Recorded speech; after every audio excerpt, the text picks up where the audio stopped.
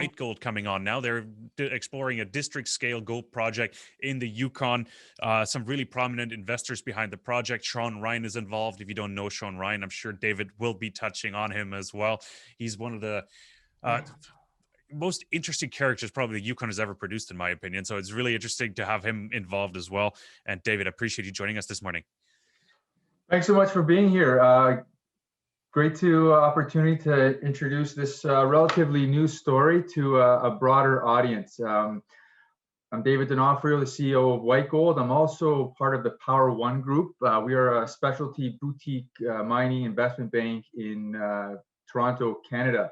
And mining exploration has been a big focus of our investments over the last 20 years. And during that time, we've had the great privilege of working with a lot of emerging companies, which have gone from very early stage grassroots exploration right through to development and or takeout. Some of the names your audience might know is Aurelian Resources that was acquired by Kinross. That's now an operating mine in Ecuador. Continental Gold is a very high-grade large deposit in Colombia, which was recently acquired by a Chinese outfit. That mine is now also in production. Oryx Gold in Namibia was acquired by B2 Gold in production.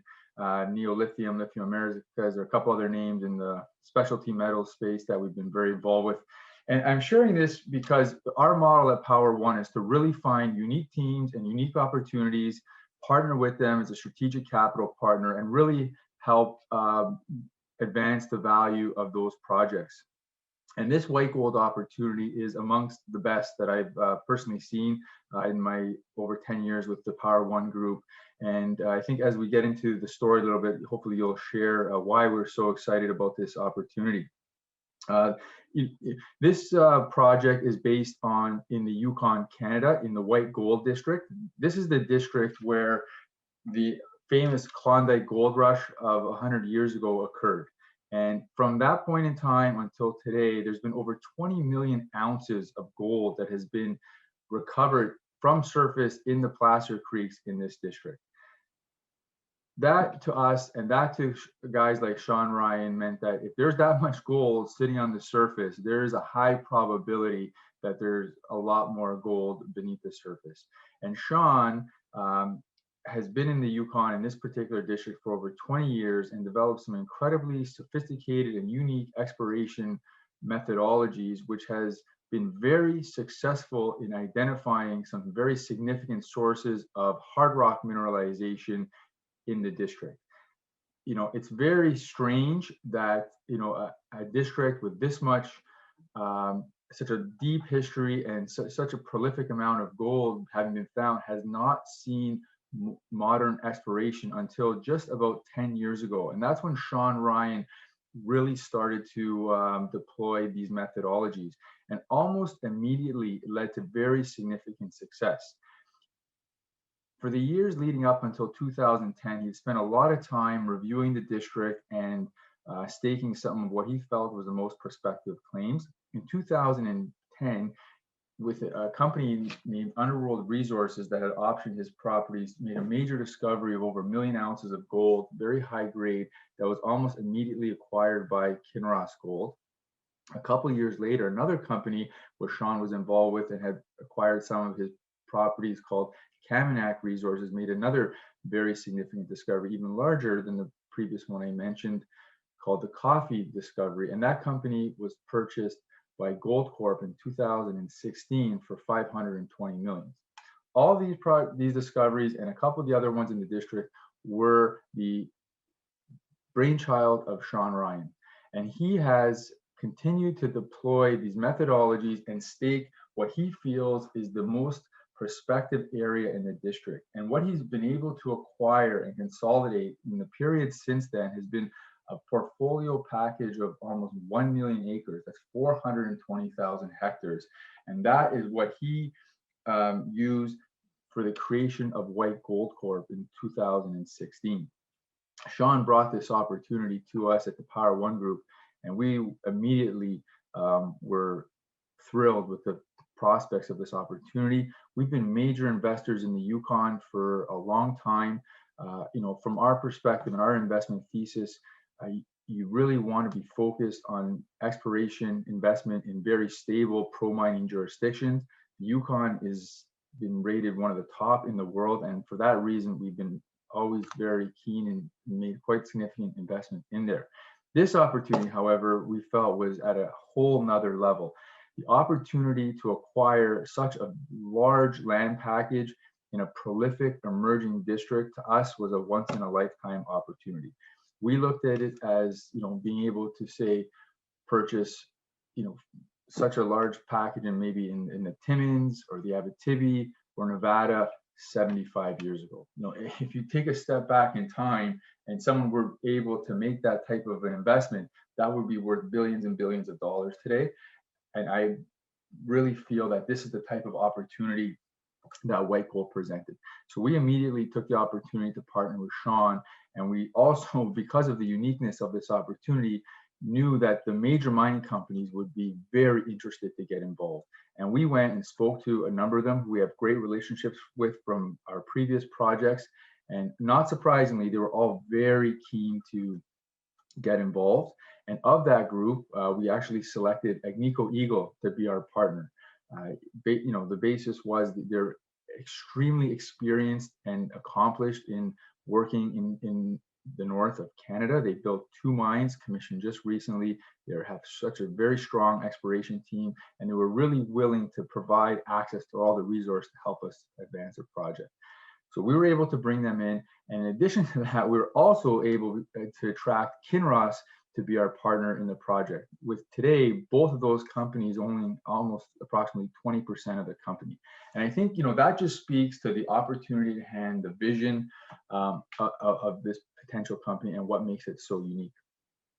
In addition to sort of all of that, the company is not just a greenfield exploration property. I think that is the most exciting part of this company. We have this incredible package. We've now had the benefit of 3 years of working the portfolio ourselves. These properties have been worked by Sean Ryan and some of his other companies for the 10 years before that. And within this package that we've consolidated is a flagship gold deposit of a little under 1.8 million ounces at over 2 grams a ton. And that to get to that point in time, that's taken over 10 years and $100 million. And here we are today with the benefit of the work and the time and the money having been spent. And as an exploration company, that is the dream of an exploration, to be able to find a good property, make a discovery, bring in good partners, finance it, have the exploration success, and actually be able to get to that point. Well, the beauty about White Gold is we have already done that. That's there. That value is in our company, and assets like that, there just aren't that many around. We're starting to see a lot more M&A in this cycle, and every time one of these companies is getting acquired, that's one less deposit left on the planet, and certainly a very short list of similar type deposits in tier 1 mining jurisdiction. And White Gold flagship deposit, in terms of its grade and size profile, potentially being able to support 100,000 ounce a year type production with very robust economics, in our view, would be one of a very short list. And that is certainly getting a lot of attention, as you can imagine, particularly in this type of a market. So we're very excited for that project, and now are in the point of discussing different corporate opportunities to monetize that for the benefit of our shareholders. White Gold Corp, we view ourselves as a project generator. We have this extremely attractive asset. It's at a resource level. We've doubled it in size in the last 3 years. We believe there's a lot more upside opportunity in the deposit itself. And even more exciting, we've now identified multiple new targets in very close vicinities that we've done some diamond drilling on and have come back with very impressive high-grade type results. So we really think the prospectivity for that asset for additional growth on top of its already sort of impressive size and grade profile is excellent. And that, in our view, is a great opportunity for us to monetize that asset and use that capital to reward our shareholders, number one, and also to continue the advancement of our exploration in this district, which we believe we are really just scratching the surface on. In the last 3 years, we've made a number of new high-grade discoveries. And we believe that based on what we saw that led to the success of all these major discoveries in our district, which were led by Sean Ryan. So he's done the work, he's seeing our results now, and he believes that what he's seeing, has a very high probability of leading to new discoveries based on this very unique exploration program that he's developed. So we are thrilled and excited to continue to work on some of these discoveries. Each year, we sort of split our time and our capital between advancing our advanced assets and continuing to make new discoveries and advance these additional discoveries. So that type of a plan has really been received well by some of the more sophisticated investors in the capital markets. Eric Sprott joined our company this year as a significant shareholder as well. And I think that all speaks to the potential opportunity of white gold. Unfortunately, the flip side of that is there's a lot going on in this company. It's what some people call a super junior because of the assets, because of all the different properties. And, it makes the opportunity a little bit difficult to understand. So I think the market is certainly mispriced us. We're trading at a deep discount to our peers. The institutional analysts who do cover us have a consensus target of over $3, where today we're probably trading just a little over 70 cents. So I do fully believe there is a tremendous amount of value opportunity in this company based on what we have, and I think the potential that lies in front of us. And like I mentioned at the beginning, we've already done in this company what 99% of the other juniors are hoping to do. And the majority of those may not even be successful. So we have that tremendous amount of value within our company, plus such a tremendous amount of upside on the balance of our properties. Like I mentioned, the major mining companies get it. Some of our sophisticated institutions get it. The analysts get it. And hopefully, by taking these types of opportunities to get in front of a new investment audience, we'll be able to attract additional interest for people to join us and participate in the future success of this company. So that's a bit of an overview, Kai. I don't know how much time I have left. I can kind of get into some of our projects, or let me know. Talk 45 seconds, pretty much. So coming up, what we have here, we're going to be kicking off our 2021 exploration season in a couple of months. We're in the planning phase now. We have some of our most exciting and highly anticipated projects coming up this year. So I think it's an amazing time for people to be learning about the story and getting involved with the company.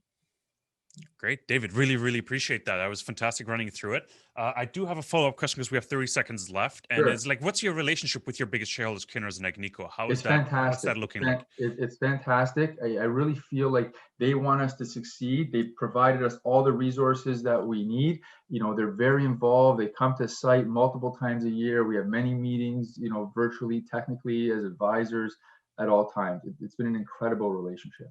Do you have quarterly meetings with them, or how does it look? Just to help us understand how involved they are.